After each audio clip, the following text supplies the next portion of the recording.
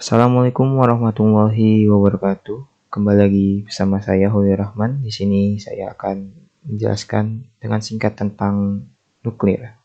Ya, eh, pendapat teman-teman apa sih? Ya tentang nuklir itu apa di pikiran kita teman-teman? Ya halayak umum kita tahu awamnya ya. Nuklir itu berkaitan dengan senjata kemiliteran. Eh, Seperti yang ada di gambar di sini adalah senjata militer, yaitu berupa bom, di mana nama bomnya Fat Man, bom nuklir plutonium. Plutonium adalah senyawa radioaktifnya yang digunakan untuk membuat bom ini, yang dijatuhkan pada 9 Agustus 1945 di Nagasaki. Yaitu uh, pandangan awam ya, orang-orang tahunya nuklir itu selalu digunakan untuk pembuatan senjata atau untuk kegiatan kemiliteran. Ya, kata nuklir berarti bagian dari atau yang berhubungan dengan nukleus atom atau inti atom. Dalam fisika nuklir, sebuah reaksi nuklir adalah sebuah proses di mana dua nuklea atau partikel nuklir bertuburkan untuk memproduksi hasil yang berbeda dari produk awal. Pada prinsipnya, sebuah reaksi dapat melibatkan lebih dari dua partikel yang bertuburkan, tetapi kejadian tersebut sangat jarang. Bila partikel-partikel tersebut bertabrakan dan berpisah tanpa perubahan, itu kecuali mungkin dalam level energi, proses ini disebutkan tabrakan dan bukan sebuah reaksi seperti itu. Dikenal dua reaksi nuklir, yaitu reaksi fusi nuklir dan reaksi fisi nuklir. Reaksi fusi nuklir adalah reaksi peleburan dua atau lebih inti atom menjadi atom baru dan menghasilkan energi untuk dikenal sebagai reaksi yang bersih.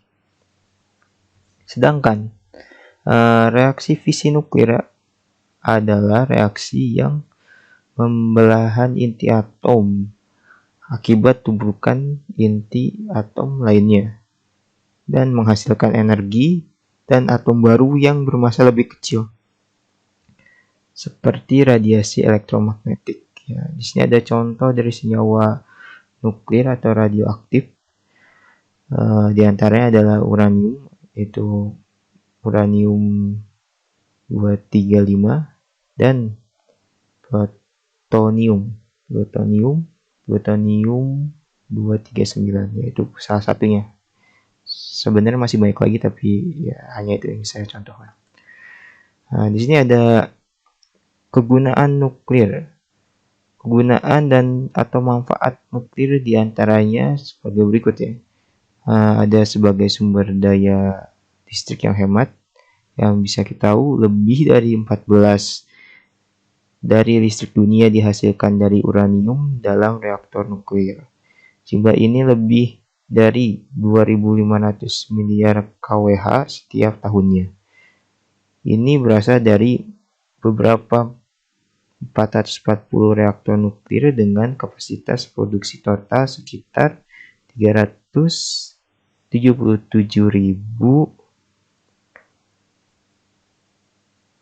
megawatt yang beroperasi di 30 negara. Ya. Terus ada yang kita tahu juga sebagai senjata militer, di mana keduanya, uranium dan plutonium, yang digunakan untuk membuat bom selalu mereka menjadi penting untuk membuat listrik dan radioisotop. Untuk jenis uranium dan plutonium untuk pembuatan bom berbeda dari pembangkit listrik tenaga nuklir. Bom grade uranium sangat diperkaya 90 lebih besar 90% dari uranium 235, bukan hanya sampai dengan 5%. Terus bom plutonium yang cukup murni PU239 lebih besar dari 90%, bukan 60% dari reaktor grade,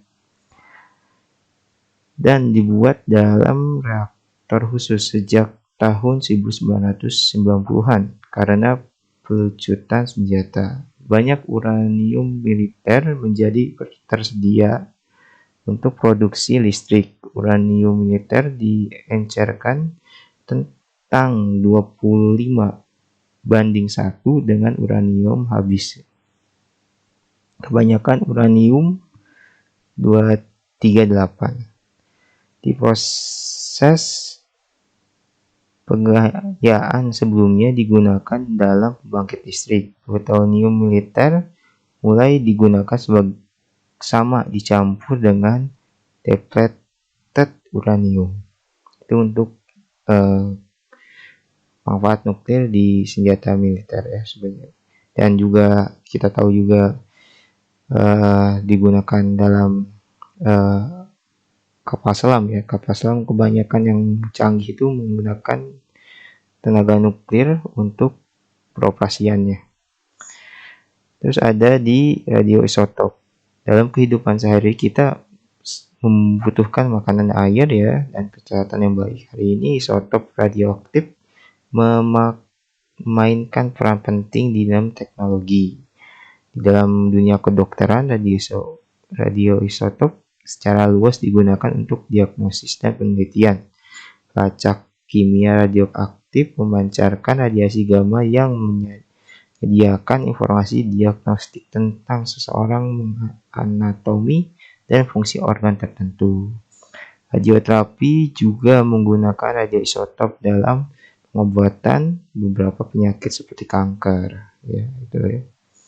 Terus ada melakukan pemuliaan atau penemukan bibit berkualitas dan kualitas tanaman yang baik. Ya, teknologi nuklir juga dapat dimanfaatkan untuk melakukan pemuliaan tanaman ya. Bila pada saat ini umur rata-rata padi secara nasional di antaranya 105 sampai 115 hari ya. Dalam penelitian ini bisa menemukan varietas padi yang dapat berumur di bawah 100 hari, memiliki tingkat produktivitas yang tinggi, toleran terhadap hama utama, dan juga tahan terhadap banjir. Ya, itu sedikit dari manfaatnya adanya nuklir selain dibuat sebagai senjata militer saja ya. Oke. Cuman segitu dari saya, mohon maaf bila ada salah di katanya. Sekian, wassalamualaikum warahmatullahi wabarakatuh.